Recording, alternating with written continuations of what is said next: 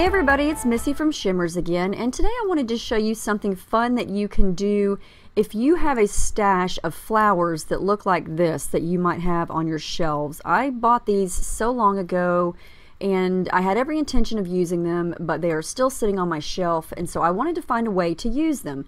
So I'm going to use some of my Shimmerz sprays and one of these flowers and a brayer, and I'm going to basically create an imprint of a flower on some white cardstock here, and this is really neat to try. This is Spritz in Walkin' a Tight Heliotrope. It's a very pretty soft lavender spray. It's got a pearly shimmer, and when it dries it's a lot lighter than it looks here.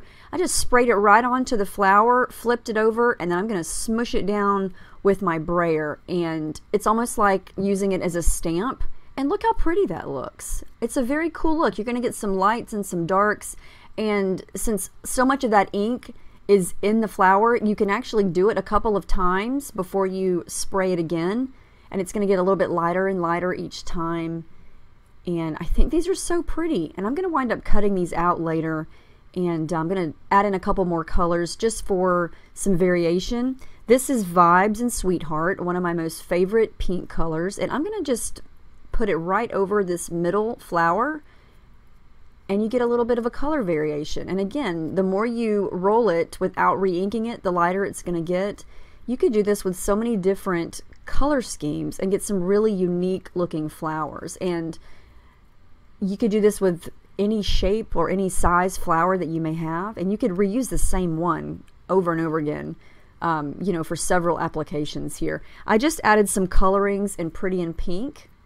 And I did discover that if you don't make sure that the ink is well distributed on the flower, it will rub on, you know, in a block of color like that bright pink one. So you definitely want to make sure it's spread out. I also added in some Vibes Sunset Strip, which is kind of a yellowish orange, and it's going to look so pretty once it's dry. You're going to see some really pretty color variation.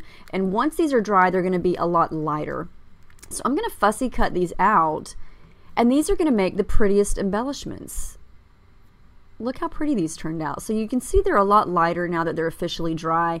Some of them are light pink, some of them have the purple, some of them have that yellowish orangey mix in there, and I just think these turned out really cool. This is a quick and fun way to make your own embellishments, especially if you like flowers. You could probably do this with a lot of other different utensils on your scrappy shelves as well. So I did not have a chance to make a layout with these, but I wanted to show you what they would look like if you wanted to make a layout with a photo here. You could tuck some of these flowers in and around the picture, and I think this would make a really pretty layout. So I hope you give this a try. Here's a couple of close-ups of the flowers again.